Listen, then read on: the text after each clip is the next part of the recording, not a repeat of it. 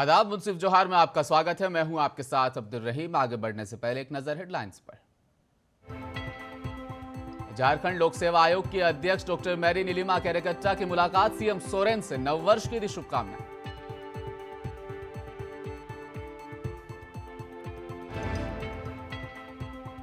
पूर्व रेल मंत्री स्वर्गीय ललित नारायण मिश्रा की 49वीं जयंती पर किया गया याद, प्रवक्ताओं ने कहा अपनी अमिट छाप छोड़ी।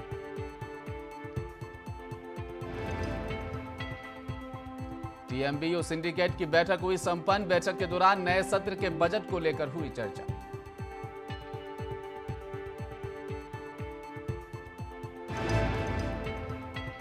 The Dalai Lama centre for Tibetan and Indian Asian wisdom को बौद्ध गुरु ने किया शिलान्यास। 200 करोड़ में बन रहा है अध्ययन सेंटर।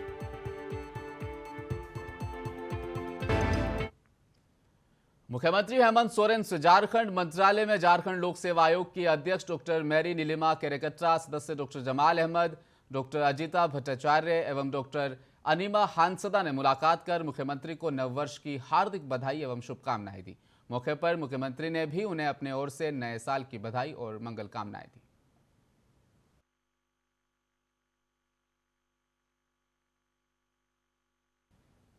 मुख्यमंत्री हेमंत सोरेन से झारखंड मंत्रालय में झारखंड सचिवालय सेवा संघ के एक प्रतिनिधिमंडल ने मुलाकात कर मुख्यमंत्री को नववर्ष की हार्दिक बधाई एवं शुभकामनाएं दी। मुख्यमंत्री हेमंत सोरेन ने प्रतिनिधिमंडल में शामिल सभी सदस्यों को अपनी ओर से भी नववर्ष की शुभकामनाएं दी। मुख्यमंत्री ने विश्वास जताया कि झारखंड सचिवालय सेवा संघ के सदस्य नई ऊर्जा, नई उमंग के साथ राज्य सरकार से बेहतर समन्वय स्थापित कर राज्य के सर्वांगीण विकास में अपना महत्वपूर्ण योगदान देंगे।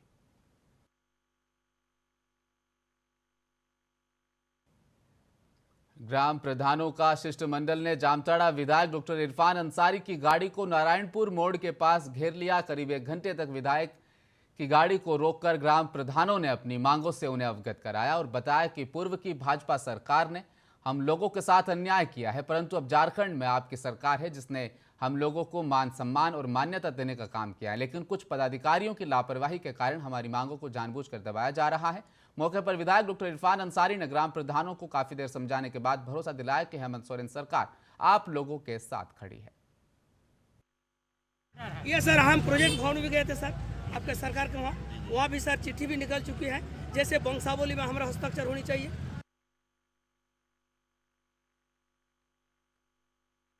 धनबाद शहर से जाम की समस्या मुक्त करने के उद्देश्य को लेकर जिला प्रशासन के द्वारा हीरापुर से लेकर हरिमंदिर तक अतिक्रमण मुक्त अभियान चलाया गया। इस मौके पर 2 मजिस्ट्रेट को नियुक्त किया गया। नगर निगम के कर्मचारी और भारी संख्या में पुलिस बल तैनात रहे। आपको बताते चलें कि कल मंगलवार को ही शाम में फ्लैग मार्च के द्वारा सभी अतिक्रमणकारियों को अपनी अपनी दुकानें हटा लेने का निर्देश भी दिया गया था। आज सुबह मजिस्ट्रेट के नेतृत्व में हीरापुर से लेकर हरिमंदिर तक अतिक्रमण मुक्त अभियान चलाया गया। इस दौरान कई दुकानदार अपनी स्वेच्छा से दुकानें हटाते हुए भी नजर आए। अतिक्रमण अभियान चला जा रहा है हटाने का, हटिया मोड़ से माला कॉलोनी तक। कहाँ तक सर? माला कॉलोनी तक। सर देखा जाता है कि लगातार अभियान चलता है, फिर वही स्थिति हो जाती है क्योंकि यहाँ बहुत काफ़ी भीड़भाड़ इलाका, यहाँ पे काफ़ी जाम की समस्या है उत्पन्न होती है। तो अभियान तो चलता है लेकिन सर फिर स्थिति कंटिन्यूस अब चलेगा। अच्छा, नया साल से नए तरीके से अभियान अब चलेगा, बराबर चलेगा। अब इसके बाद अतिक्रमण हटा रहे हैं, जो लगाएगा फिर अतिक्रमण करेगा उनको फाइन भी किया जाएगा। उद्देश्य क्या है सर? सरायकेला जिला पुलिस ने जमीन ठग गिरोह का पर्दाफाश किया है। पुलिस ने फर्जी डॉक्यूमेंट तैयार कर जमीन ठगी कर बेचे जाने वाले गिरोह का पर्दाफाश करते हुए 4 आरोपियों को गिरफ्तार कर जेल भेज दिया है। मामले के संबंध में जानकारी देते हुए चांडिल अनुमंडल पुलिस पदाधिकारी संजय कुमार सिंह ने कार्यालय में आयोजित प्रेस कॉन्फ्रेंस में बताया कि जमशेदपुर के सोनारी निवासी संजय घोष, कपाली कमारघोड़ा के राजू कर्मकार, पश्चिम बंगाल पुरुलिया निवासी वीरेन कर्मकार, चांडिल तामुलिया के धासु कर्मकार को गिरफ्तार किया गया है। गिरफ्तार किए गए सभी आरोपियों के पास से पुलिस ने जाली डॉक्यूमेंट, आधार कार्ड, जमीन के कागजात आदि भी बरामद किए हैं। वहीं पुलिस अनुसंधान के क्रम में सभी आरोपियों ने जालसाजी की बात भी कबूल कर ली है। कपाली थाना क्षेत्र के कुछ जमीन को लेकर के जाली कागजात, आधार कार्ड, पैन कार्ड तैयार कर बेचने का एक मामला प्रकाश में आया है।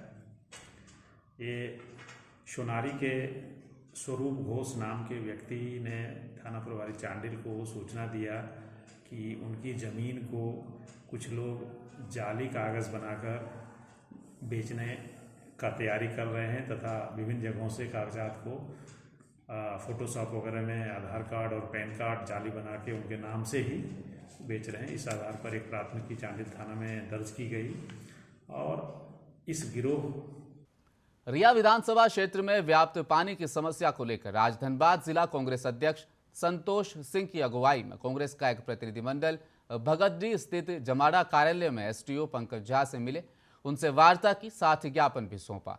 वहीं मौके पर धनबाद जिला कांग्रेस अध्यक्ष संतोष सिंह ने कहा कि अधिकारियों की लापरवाही और उदासीनता की वजह से झरिया में पानी की समस्या हो रही है।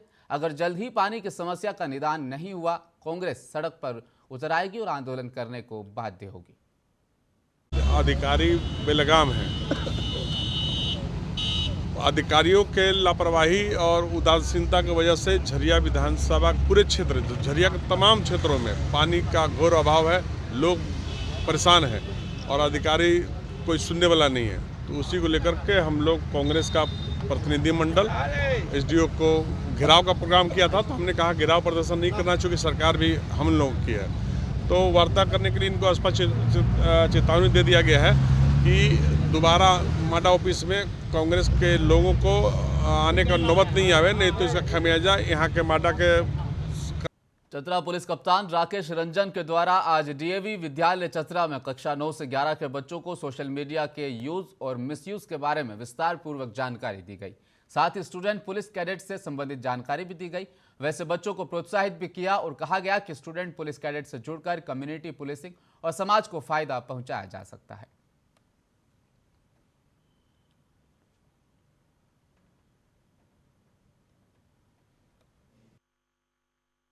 फोटो डाल सकते हैं, लोग उसको देखते हैं, लोग उसको कमेंट करते हैं और इस तरीके से आप एक दूसरे से जुड़ते हैं। जब सोशल मीडिया की शुरुआत हुई थी तो ऐसा माना गया था कि ये एक रिवॉल्यूशन रहेगा, क्योंकि इस तरीके। भारत सरकार के पूर्व रेलवे मंत्री स्वर्गीय ललित नारायण मिश्रा की 49वें बलिदान दिवस पर आज उनके जन्म स्थान सुपौल जिले के पृथक गांव बलुआ में राजकीय सम्मान के साथ मनाया गया। राजकीय सम्मान समारोह में बिहार सरकार के जल संसाधन, सूचना और जनसंपर्क मंत्री हवाई मार्ग से बीरपुर हवाई अड्डा पहुंचे, फिर सड़क मार्ग से बलुआ राजकीय सम्मान में शामिल हुए। 3 जनवरी 1975 को समस्तीपुर रेलवे के कार्यक्रम में शिरकत करने के दौरान बम धमाके में उनकी मौत हो गई थी।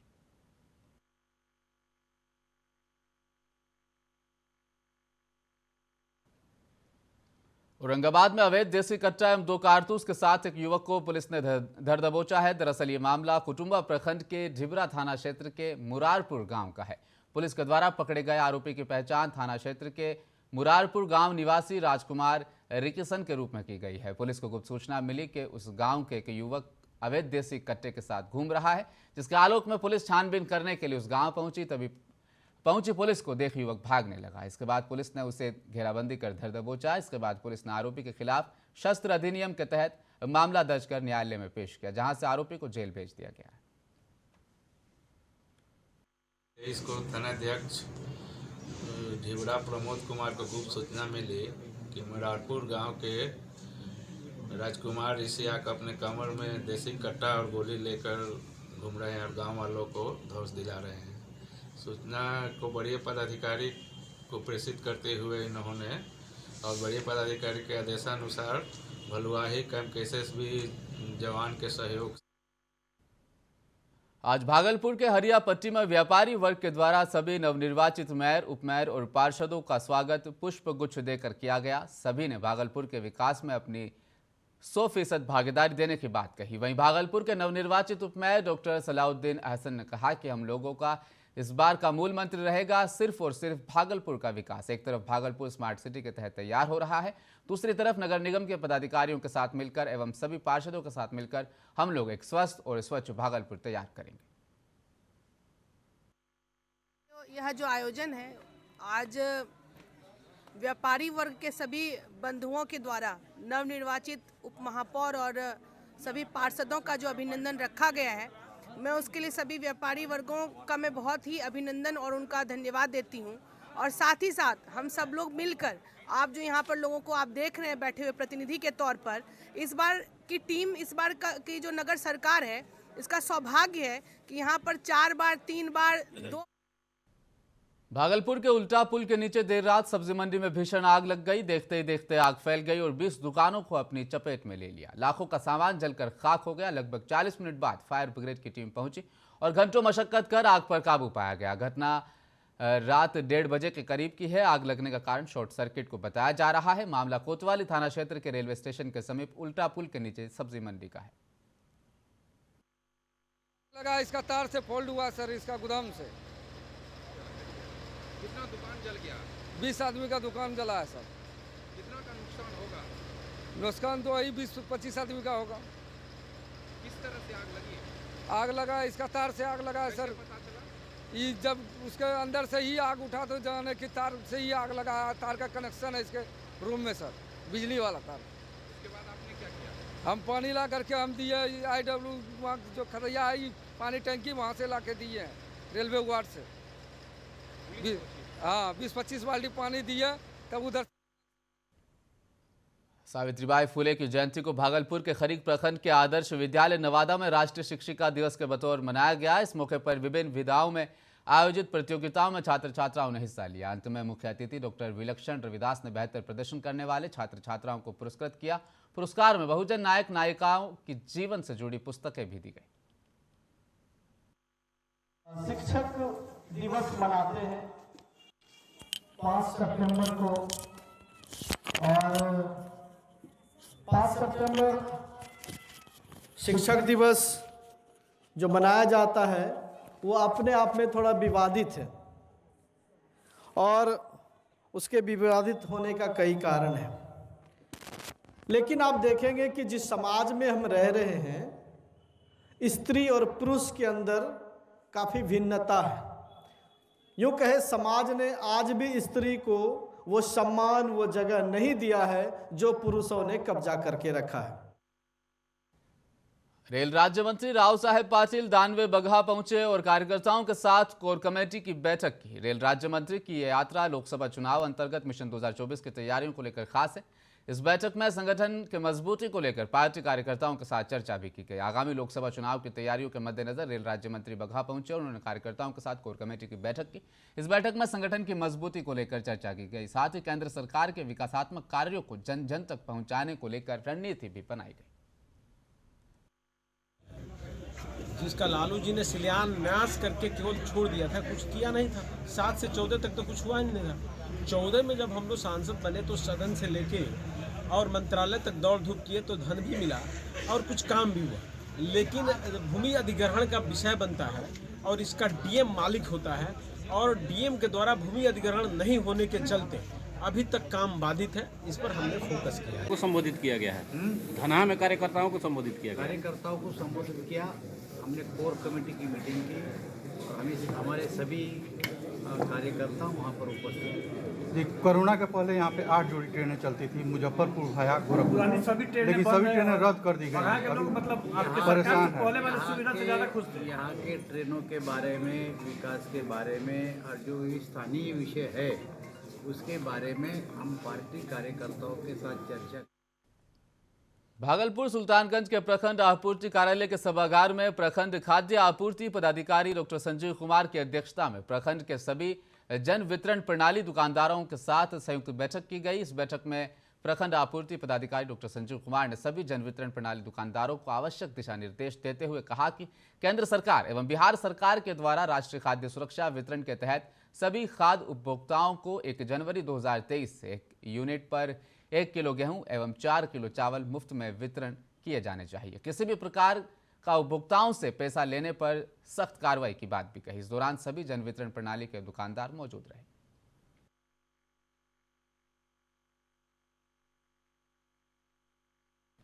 भागलपुर 0 माइल के जिला उद्योग केंद्र रेशम भवन में आज औद्योगिक विभाग द्वारा इज ऑफ डूइंग बिजनेस कार्यक्रम का आयोजन किया गया। ये कार्यक्रम जिला स्तर पर सुधार संबंधी जागरूकता कार्यशाला के तहत उद्यमियों को उनके उद्योग में हो रही परेशानियों के बारे में कई बातें बताई गई। कार्यक्रम के दौरान मुख्यमंत्री उद्यमी योजना एवं बिहटा के कई उद्यमी इस प्रशिक्षण कार्यशाला में उपस्थित रहे, जिन्होंने इनके कई टिप्स को समझा। गौरतलब है कि उद्यमी योजना के तहत प्रशिक्षण कार्यशाला का उद्देश्य था उद्यमियों में जागरूकता लाना एवं उनकी व्यवस्था में हो रही परेशानियों का समाधान करना।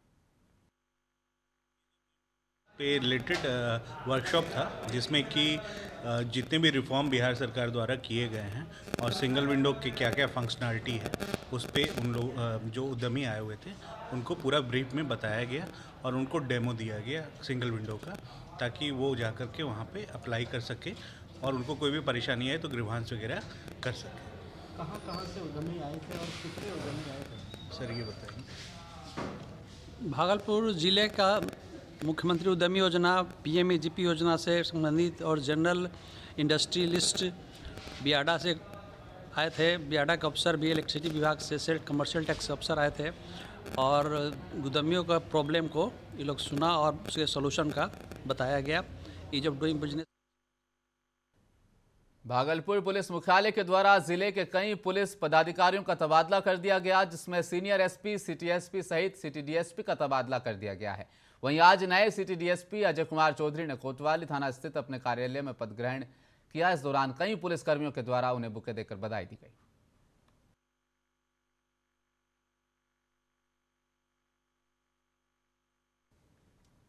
RJD विधायक सुधाकर सिंह के नीतीश कुमार को शिखंडी कहे जाने पर बिहार के राजनीतिक खेमे में काफी बयानबाजी शुरू हो गई है। एक तरफ जहां तेजस्वी यादव ने कहा जो नीतीश कुमार के खिलाफ बोलेगा वे बीजेपी का एजेंट माना जाएगा, वहीं दूसरी तरफ कांग्रेस विधानमंडल दल के नेता से भागलपुर विधायक अजीत शर्मा ने भी सुधाकर सिंह पर तंज कसते हुए कई बातें कह डाली। विधायक अजीत शर्मा ने सुधाकर सिंह के बयानों की घोर निंदा करते हुए कहा कि ये बिल्कुल गलत है, ये गंदी राजनीति है। जी कहे माननीय विधायक है और इस तरह का बयान कि शिखंडी है, 17-18 साल जनता ने मुख्यमंत्री बना के रखा है, ये तो बिल्कुल गलत है। उनको ऐसा बयान नहीं देना चाहिए। और मैं कहूँगा आदरणीय नीतीश कुमार जी बिहार के लिए अच्छा काम कर रहे हैं, ये मैं आपको बताना चाहता हूँ। सुशील मोदी कह रहे हैं कि वो लालू के याद में हैं, तो उनको बुलवाया जा रहा है लालू यादव से। अब देखिए सुशील मोदी जी, भारतीय जनता पार्टी तो ऐसे ही खाली बकवास करती है कोई, लेकिन ये शिखंडी कहना ये बिल्कुल गलत है, इसकी हम घोर निंदा करते हैं। और आदरणीय मुख्यमंत्री जी बिहार का विकास का काम कर रहे हैं। और सुशील मोदी जी के बयान पर कोई कमेंट नहीं, लेकिन वो भारतीय जनता पार्टी से बोलना जानती है, काम करना जानती नहीं है। बयान वापस लेना चाहिए, बिल्कुल वापस लेना चाहिए। शिखंडी तिलकमांझी भागलपुर विश्वविद्यालय में सिंडिकेट की बैठक आज संपन्न हुई, जिसकी अध्यक्षता कुलपति डॉक्टर जवाहर लाल सहित प्रति कुलपति और सिंडिकेट सदस्य बैठक में मौजूद रहे। आज की बैठक के दौरान नववर्ष के बजट को लेकर चर्चा की गई। वहीं एकेडमिक काउंसिल सहित एफिलिएशन सहित कई गंभीर मुद्दों पर चर्चा की गई। वहीं कुलपति आवास पर जहां बैठक चल रही थी उसके बाहर छात्र राजद और आयशा छात्र संगठन के छात्र अपनी विभिन्न मांगों को लेकर मानव श्रृंखला बनाकर विश्वविद्यालय प्रशासन के खिलाफ जमकर नारेबाजी करते दिखे। वहीं बैठक को लेकर सुरक्षा के पुख्ता इंतजाम किए गए थे। गया जिले के बेलागंज थाना क्षेत्र के रोना गांव के रहने वाले टॉप 10 में शामिल अपराधी उमा सिंह उर्फ उमाशंकर को पुलिस ने गिरफ्तार कर लिया है। पुलिस ने उमा सिंह को जहानाबाद जिले के मखदूमपुर गांव से गिरफ्तार किया है। उमा सिंह पर 1 दर्जन से भी ज्यादा मामले विभिन्न थानों में दर्ज हैं। इस मामले में वरीय पुलिस अधीक्षक आशीष भारती ने प्रेस कॉन्फ्रेंस कर इसकी जानकारी दी। पुलिस के द्वारा और गया पुलिस के द्वारा लगातार अपराध कर्मियों के विरुद्ध अभियान चलाया जा रहा है और विशेष करके जो दुर्दांत अपराधी कर्मी हैं उनकी गिरफ्तारी के लिए विशेष टीम बना करके अभियान चलाने का निर्देश दिया गया है। इसी क्रम में गया जिला के मोस्ट वांटेड टॉप 10 अपराध कर्मी उमा सिंह उर्फ उमाशंकर सिंह जो कि बेलागंज थाना का रहने वाला है, उसकी गिरफ्तारी की गई है। उक्त अपराध कर्मी कई वर्षों से अपराध की दुनिया में वो सक्रिय है और लगभग वर्ष 1985 से वो कई सारी आपराधिक घटनाओं को कारित कर रहा है। बोधगया में भारत और तिब्बत के लोग अब एक दूसरे देश के महत्वपूर्ण विचारों का विशेष अध्ययन कर सकते हैं। केंद्र सरकार करीब 200 करोड़ रुपए की लागत से बोधगया में भारत तिब्बत विचार अध्ययन केंद्र का निर्माण कराने जा रही है। तिब्बती बौद्ध धर्मगुरु दलाई लामा ने इसका शिलान्यास किया। भारत में तिब्बती संस्कृति और दया करने के भाव को समाहित करते हुए भारतीय प्राचीन सांस्कृतिक स्वतंत्रता पर एक साथ अध्ययन हो सकेगा। इसका निर्माण 4 वर्षों में पूरा किया जाना है। केंद्रीय कानून मंत्री किरण रिजिजू ने बताया कि पूरे भारतवर्ष के लिए यह महत्वपूर्ण सेंटर का शिलान्यास दलाई लामा के द्वारा किया गया है। बुद्ध को ज्ञान प्राप्ति के बाद यह दूसरा सबसे बड़ा केंद्र स्थापित किया जा रहा है। देखिए, आज पूरे भारतवर्ष के लिए, सिर्फ बिहार के लिए नहीं, पूरे देश के लिए बहुत महत्वपूर्ण दिवस है। जो सेंटर यहाँ इस्टेब्लिश किया जा रहा है, जिसका शिलान्यास आज परम पावन दलाई लामा जी के हाथों हुआ और भारत सरकार की ओर से मैं यहाँ आया, साथ में सुशील मोदी जी, विनय सहस्त्रबुद्धे जी। सुशील मोदी जी तो जानते हैं यहाँ के उप मुख्यमंत्री हैं, वरिष्ठ नेता हैं, और डॉक्टर विनय सहस्त्रबुद्धे जी ICCR के Indian council of cultural research के प्रेसिडेंट हैं। हम लोग का और अंतिम क्षणों में एक बार फिर नजर डालेंगे हेडलाइंस पर। झारखंड लोक सेवा आयोग की अध्यक्ष डॉक्टर मैरी नीलिमा केरकट्टा की मुलाकात सीएम सोरेन से, नववर्ष की दी शुभकामनाएं।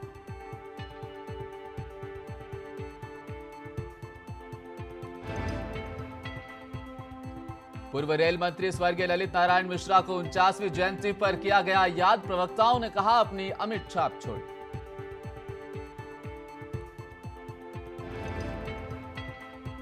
TMBU सिंडिकेट की बैठक हुई संपन्न, बैठक के दौरान नए सत्र के बजट को लेकर हुई चर्चा।